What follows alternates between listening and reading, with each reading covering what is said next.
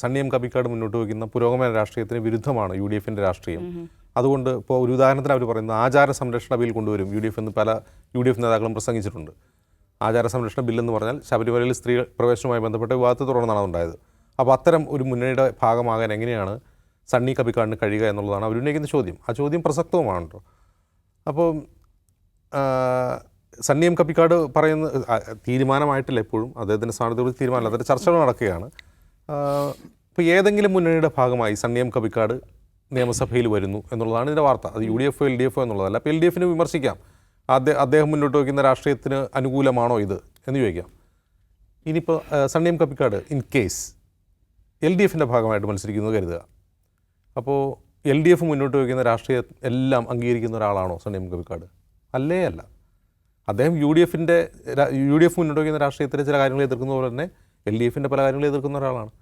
അപ്പോൾ ഈ രണ്ട് മുന്നണികളെ സംബന്ധിച്ച് അദ്ദേഹത്തിന് ഒരിക്കലും ബി ജെ പിയുടെ സ്ഥാനാർത്ഥിയാവാൻ കഴിയില്ല. അദ്ദേഹത്തിന് തടക്കാൻ കഴിയുന്ന രണ്ട് മുന്നണികൾ U D F L D എഫുമാണ്.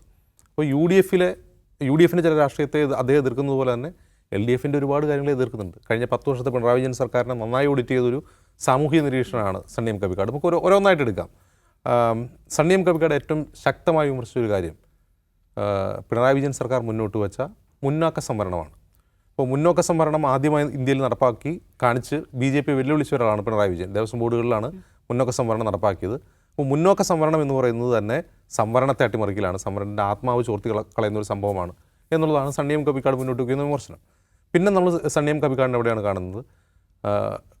പല വേദികളിൽ അദ്ദേഹത്തിൻ്റെ പ്രസംഗങ്ങൾ ഏറ്റവും കൂടുതൽ വൈറലായത് മുമ്പ് മാനവ സംഗമം എന്ന പേരിൽ കൊച്ചിയിൽ നടന്ന ഒരു പരിപാടിയിലാണ്. ഒരു ഫാഷിസ്റ്റ് വിരുദ്ധ മുന്നണിയായിരുന്നു അത്. അതിൽ അദ്ദേഹത്തിൻ്റെ പ്രസംഗം വളരെയധികം വൈറലായിരുന്നു. പിന്നെ ശബരിമല പ്രക്ഷോഭ കാലത്ത് ശബരിമല പ്രക്ഷോഭത്തെ ശൂദ്രകലാപം എന്നാണ് അദ്ദേഹം വിളിച്ചത്.